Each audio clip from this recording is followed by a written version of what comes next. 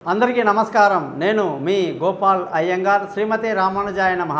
18వ తారీఖు ఆగస్టు 2024 నుంచి 24వ తారీఖు ఆగస్టు 2024 వరకు మేషరాశి నుంచి మీనరాశి వరకు వార ఫలాలు ఎలా ఉంది, గ్రహస్థితులు ఎలా ఉన్నాయి, అలాగే ఏమైనా మార్పులు ఉంటే దానివల్ల జరిగే ప్రయోజనాలు కూడా మీకు తెలియజేయడానికి కోసం మీ ముందుకు ఇవాళ వచ్చాను.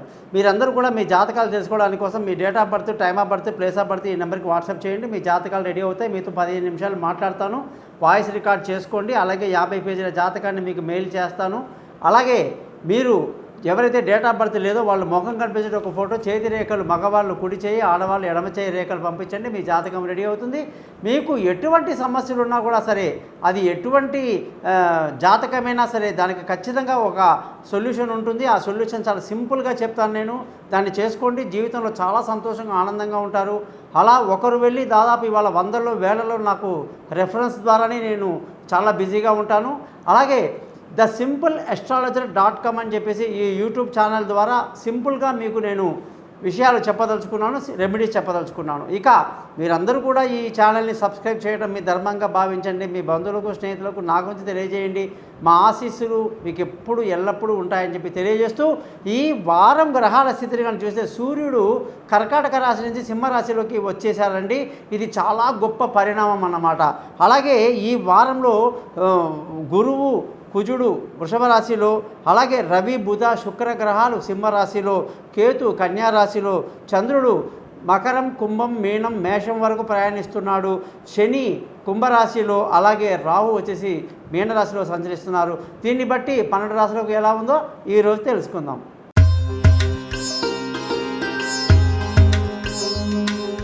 కన్యారాశి వాళ్ళందరికీ కూడా 18వ తారీఖు ఆగస్టు నుంచి 24వ తారీఖు ఆగస్టు 2024 వరకు గ్రహస్థితిని బట్టి వారఫలం ఎలా ఉందో తెలుసుకుందాం.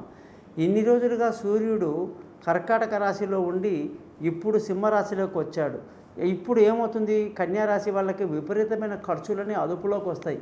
ఎన్ని రోజులుగా పనికిరాని ఖర్చులు, అనవసరమైన ఖర్చులతో చాలా బాధపడ్డ కన్యారాశి వాళ్ళందరికీ కూడా చాలా మంచి శుభవార్త అన్నమాట. సూర్యుడు స్వస్థానంలో ఉండి మిమ్మల్ని చాలా వరకు కాపాడుతాడు, మంచి జ్ఞానాన్ని ఇస్తాడని చెప్పాలి. ఈ రాశి వాళ్ళకి ఈ బుధుడు 12వ ఇంట్లో ఉండడం ఈ వారమంతా కూడా అనేక ఇబ్బందులు. వారాంతంలో ఆయన వక్రంలోకి వెళ్తున్నాడు కర్కాటక రాశిలో. అప్పుడు కొన్ని ఫలితాలు మంచిగా ఉంటాయన్నమాట. మరి ఈ బుధగ్రహం యొక్క స్థితి ఈ వారం బాగాలేదు కాబట్టి కన్యారాశి వాళ్ళ ఆలోచనలు కూడా కొంచెం నెగిటివ్గా ఉంటాయన్నమాట. ఎక్కువ ఆవేశానికి లోనవ్వడం, అనవసరమైన విషయాల్లో మనం ఏదైతే ఇంట్రెస్ట్ దాంట్లో తలదూర్చడం లాంటివన్నీ ఏదో తప్పులు చేస్తూ ఉంటామన్నమాట. కాబట్టి కన్యారాశి వాళ్ళు విష్ణు సహస్రనామం చదువుకొని చాలా పద్ధతిగా ఈ వారమంతా గడిపితే మంచి లాభాలు, మంచి రిజల్ట్స్ బాగుంటాయని చెప్పాలి. ముఖ్యంగా ధన ఆదాయంగానే చూసుకుంటే అస్సలు నిల్లు కనిపిస్తుంది. ఎంత కష్టపడ్డా, ఎంత శ్రమించినా కూడా సమయానికి డబ్బులు ఇస్తున్న వాళ్ళు ఇవ్వకపోవటం, వ్యాపారస్తులకి లేదా అందరికీ కూడా చేయబదులు ఇచ్చిన వాళ్ళకి, అప్పులు ఇచ్చిన వాళ్ళకి ఇది ఒక పెద్ద సమస్య అయిపోతుంది కన్యారాశి వాళ్ళందరికీ కూడా. కన్యారాశి అంటేనే మనకు ఫైనాన్స్ డిపార్ట్మెంటు, ఇన్సూరెన్స్ వీళ్ళందరూ దాంట్లోనే ఎక్కువ ఉంటారు. అకౌంట్స్, చార్టర్డ్ అకౌంట్స్ అంతా వీళ్ళదే. కాబట్టి డబ్బు టైంకి రాకపోవటం ఇవన్నీ కూడా చికాకు అనిపిస్తుంది ఈ వారం అంతా కూడా. అలాగే బంధువుల, స్నేహితుల సహాయ సహకారాలు ఏం పెద్దగా లభించదన్నమాట. మానసిక ధైర్యాన్ని ఏమాత్రం కోల్పోకుండా ముందుకు వెళ్ళటం అనేది కన్యారాశి వాళ్ళు చేయాల్సిన పని. ముఖ్యంగా విలువైన వస్తువులు, భూములు, ఇల్లు, వాహనాలు అన్నీ కూడాను స్థిర చర ఆస్తులు కొనడానికి ఎంతో అనుకూలమైన వాతావరణమే కాకుండా తల్లి ఆశీస్సులు కూడా ఈ రాశి వాళ్ళకి ఈ వారం బాగుందని చెప్పాలి. పిల్లల చదువులు, వాళ్ళ విదేశాలకు వెళ్ళడం కానీ, దూర ప్రయాణాలు చేయడం కానీ, తీసుకునే నిర్ణయాలు కూడా బాగా ఆలోచించుకొని జాగ్రత్తగా తీసుకుని వెళ్తే చాలా మంచిది. లేనిపోని ఇబ్బందులు వచ్చే అవకాశాలు లేకపోలేదు. అది కూడా వాళ్ళ జాతకంలో గ్రహాలని బట్టి మనం చెప్పడం జరుగుతుందన్నమాట. ముఖ్యంగా ఈ వారంలో సంపూర్ణమైన ఆరోగ్యం కలిగి ఉండడం, అప్పులన్నీ తీర్చే మార్గాలు కలిగి ఉండడం, తండ్రి యొక్క నరదృష్టి అంతా తొలగిపోవడం లాంటివన్నీ చాలా బాగా కనిపిస్తున్నాయి. భార్యాభర్తల మధ్య ఎంతో మంచి అన్యోన్యత కలిగి సంతోషంగా, ఆనందంగా ఈ వారమంతా గడపడం, దూరంగా ఉన్న భార్యాభర్తలు కలుసుకోవటం, అలాగే పెళ్ళి కాని వాళ్లకు పెళ్ళి కుదరడం, ప్రేమించిన వాళ్ళ యొక్క ప్రేమ సఫలం అవ్వడం అన్నీ కూడా ఈ వారంలో గ్రహాల స్థితిని బట్టి చాలా బాగున్నాయని చెప్పాలి. పార్ట్నర్షిప్లో వ్యాపారాలు కలిసి రావడం కూడా చాలా ఇంపార్టెంట్ అన్నమాట. అలాగే అదృష్టంగానే చూసుకుంటే కన్యారాశి వాళ్ళకి ఏమాత్రం కూడా అదృష్టం లేదు, చాలా ఇబ్బందికరం. పెద్దల సహకారాలు ఏమాత్రం ఉండదు, కన్న తండ్రిదే సహకారం ఉండదు. అటువంటి పరిస్థితి కన్యారాశి వాళ్ళకి అదృష్టం లేకపోవడానికి కారణం అన్నమాట. ఉద్యోగం చేసే వాళ్ళకైతే ఎంత కష్టపడ్డా కూడా పై అధికారుల నుంచి మంచి మెచ్చుకోలు రాకపోవటం డిసప్పాయింట్మెంట్కి దారితీస్తుంది. ఈ వారం కాస్త ఉద్యోగస్తులందరూ జాగ్రత్తగా ఉద్యోగం చేసుకోవటం, పెద్దవాళ్ళ ఆగ్రహానికి గురి కాకుండా ఉండడం, అలాగే చేసిన పనిలో సంతృప్తికరంగా చేయటం అనేది చేయండి, మంచి రిజల్ట్స్ వస్తాయని మనం చెప్పొచ్చు. వ్యాపారం కానీ చేస్తే వాళ్ళలో చాలా మంచి లాభాలతో ఈ వారమంతా బాగా ముందుకు వెళ్తారన్నమాట. వ్యాపారంలో మంచి లాభము సంపాదన ఉంటుంది. కొత్త వ్యాపారంలో కూడా కొత్త ఆలోచనలు చేస్తూ ఉంటారు. ఖర్చుల విషయానికి వస్తే బాగా అదుపులోకి వచ్చేటువంటి గుడ్ న్యూస్ అనేది కన్యారాశి వాళ్ళకు ఉంది.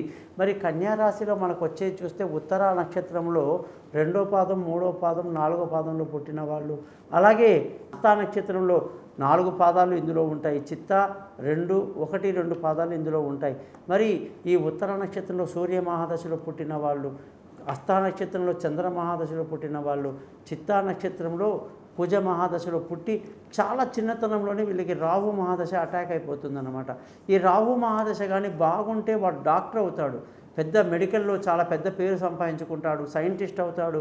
ఎన్నో మెడికల్గా డెవలప్మెంట్స్, పారామెడికల్స్ అంటే కూడా బి ఫార్మసీ, డి ఫార్మసీ అన్నీ ఉంటాయి కదండి. అవన్నీ కూడా బయాలజికల్ సైన్స్ అన్నీ ఎన్నో చాలా ఉంటాయి, అవన్నీ కూడా చేస్తారు దీంట్లో. కానీ ఇదే రాశికి రాహు కానీ బాగా లేకపోతే చుక్కలు చూపిస్తాడు. ఉత్తర నక్షత్రానికి చిన్నతనంలోనే రాహు వస్తున్నాడు, మస్తా నక్షత్రానికి చాలా చిన్నతనంలోనే, చిత్తా నక్షత్రానికి కూడా చిన్న టీనేజ్లోనే వచ్చేస్తున్నాడు. కాబట్టి ఈ టైంలో రాహు కానీ విధ్వంసం సృష్టిస్తే వాడు ఇల్లు వదిలి వెళ్ళిపోవటం, విదేశాలకు వెళ్ళిపోవటం, అలాగే తిరగటం, తిప్పటం, చదువు మీద కాన్సన్ట్రేషన్ దెబ్బతినడం, ఇవన్నీ కూడా రాహు చాలా ఇబ్బంది కలిగిస్తాడన్నమాట. కాబట్టి చిన్నప్పుడే దీనికి పరిహారాలు చేసుకుంటే ఎంతో మంచిది. ఈ రాశిలో పుట్టిన వాళ్ళు బుధుని యొక్క అనుగ్రహంలో పుట్టారు కాబట్టి ప్రతిరోజు కూడా చక్కటి విష్ణు సహస్రనామం చదవడం, అలాగే విష్ణువు యొక్క పురాణాలు, విష్ణువు యొక్క సుప్రభాతాలు అన్నీ చదవడం కూడా ఈ రాశి వాళ్ళకి ఎంతో మేలు కలిగిస్తుంది. అందుకే ఈ రాశి వాళ్ళకి నేను ఇచ్చే సలహా ఏంటంటే విష్ణు సహస్రనామం మీ నాలుక మీద ఉండాలన్నమాట. ఇక మీకు తిరుగు ఉండదు. ఖచ్చితంగా ఈ రాశి వాళ్ళందరికీ కూడా మహావిష్ణువు యొక్క అనుగ్రహం కానీ ఉంటే వాళ్ళు సాధించందు అంటూ ఉండదు. అకౌంట్స్ కానీ, ఫైనాన్స్ కానీ, అలాగే ఇన్సూరెన్స్ కానీ ఇందులో చాలా పైకి వస్తారు వీళ్ళు. జనరల్గానే కన్యారాశి అంటేనే పెద్దగా జీవితంలో ఇది టఫ్గా టార్గెటెడ్గా తీసుకోరన్నమాట. దేన్ని అన్నీ క్యాజువల్గా తీసుకుంటారు వీళ్ళు. అయితే అయ్యింది, కాకపోతే కాకపోయింది అన్నట్టుగా ఉంటారు. మనకేమో టెన్షన్ పెరిగిపోతుంటుంది, అదేంటో వీడి ఫ్యూచర్ ఏంటి, వాడేంటి ఇలా అంటున్నాడు అని. కానీ ఎప్పుడైతే మీరు ఈ యొక్క విష్ణు సహస్రనామాలు అవి చదువుకుంటారో ఖచ్చితంగా అన్ని సమస్యలు మీరు బయటపడిపోతారు. కాబట్టి జ్యోతిషపరంగా ఎటువంటి సందేహాలు ఉన్నా కూడా మీరందరూ నన్ను కాంటాక్ట్ చేస్తారని ఆశిస్తూ నా యొక్క యూట్యూబ్ ఛానల్ని సబ్స్క్రైబ్ చేస్తారని తెలియజేస్తూ మీ నుంచి సెలవు తీసుకుంటున్నాను. మీ గోపాల్ అయ్యంగార్.